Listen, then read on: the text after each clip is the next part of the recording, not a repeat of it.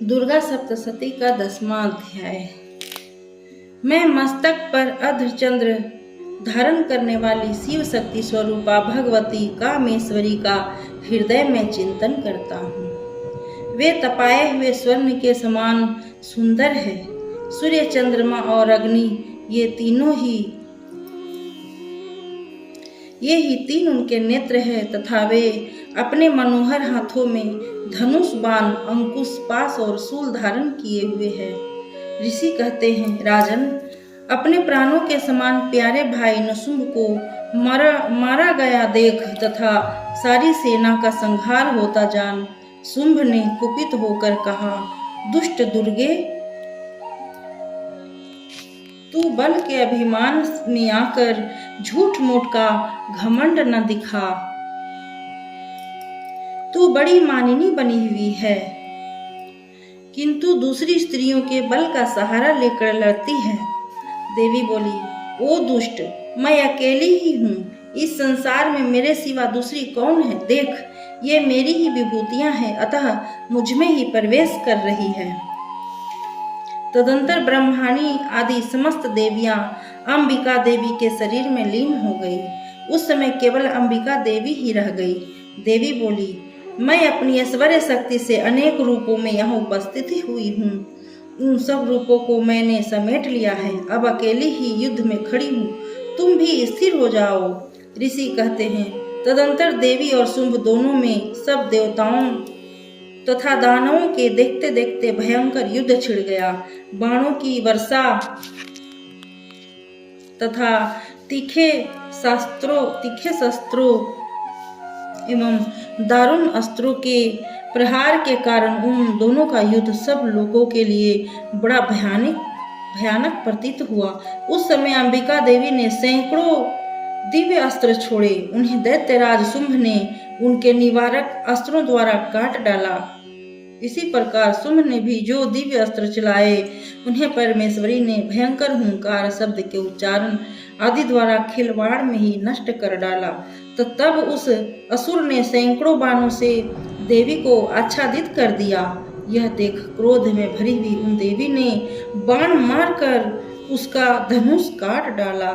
धनुष cut जाने पर फिर दैत्यराज ने शक्ति हाथ में ली, किंतु देवी ने चक्र से उसके हाथ की शक्ति को भी काट गिराया। तत्पश्चात दैत्यों के स्वामी शुंभ ने 100 चांद वाली चमकती हुई ढाल और तलवार हाथ में ले उस समय देवी पर धावा किया। उसके आते ही चंडिका ने अपने धनुष से छोड़े हुए तीखे बाणों द्वारा उसकी सूर्य किरणों के समान उज्जवल ढाल और तलवार को तुरंत काट दिया। फिर उस दैत्य के घोड़े और सारथी मारे गए। धनुष तो पहले ही कट चुका था।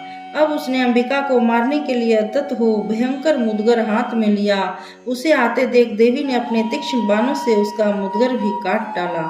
इस पर भी वह असुर मुक्का तान कर बड़े वेग से देवी की ओर झपटा। उस दैत्यराज ने देवी की छाती में मुक्का मारा। तब उन देवी ने भी उसकी छाती में एक चांटा जड़ दिया। देवी का थप्पड़ खाकर दैत्यराज शुंभ पृथ्वी पर गिर पड़ा, किंतु पुनः सहसा पूर्वत उठकर खड़ा हो गया। फिर वह उछला और देवी को ऊपर ले जाकर आकाश में खड़ा हो गया। तब चंडिका आकाश में भी बिना किसी आधार के ही शुंभ के साथ युद्ध करने लगी। उस समय दैत्य और चंडिका आकाश में एक दूसरे से लड़ने लगे। उनका वह युद्ध पहले सिद्ध और मुनियों को विस्मय में डालने वाला हुआ। फिर अंबिका ने शुंभ के साथ बहुत देर तक युद्ध करने के पश्चात उसे उठाकर घुमाया और पृथ्वी पर पटक दिया। पटके जाने पर पृथ्वी पर आने के बाद वह दुष्ट आत्मा दैत्य पुनः चंडिका का वध करने के लिए उनकी ओर बड़े वेग से दौड़ा। तब समस्त दैत्यों के राजा शुंभ को अपनी ओर आते देख देवी ने त्रिशूल से उसकी छाती छेद कर उसे पृथ्वी पर गिरा दिया। देवी के शूल की धार से घायल होने पर उसके प्राण पखेरु उड़ गए और वह समुद्रों, द्वीपों तथा पर्वत सहित समूची पृथ्वी को कंपाता हुआ भूमि पर गिर पड़ा।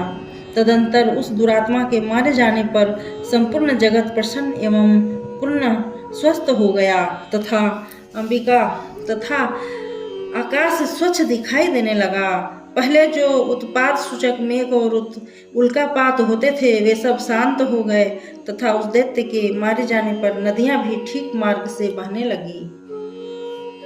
उस समय शुंभ की मृत्यु के बाद संपूर्ण देवताओं का हृदय हर्ष से भर गया और गंधर्व गण मधुर गीत गाने लगे। दूसरे गंधर्व बाजे बजाने लगे और अप्सराएं नाचने लगी। पवित्र वायु बहने लगी, सूर्य की प्रभा उत्तम हो गई, अग्निशाला की एक बुझी हुई आग अपने आप प्रज्वलित हो उठी तथा संपूर्ण दिशाओं के भयंकर शब्द शांत हो गए। इस प्रकार श्री मार्कंडेय पुराण में सार्वजनिक मनवंतर की कथा के अंतर्गत देवी महात्म्य में शुंभ वध नामक 10वां अध्याय पूरा हुआ। ओम।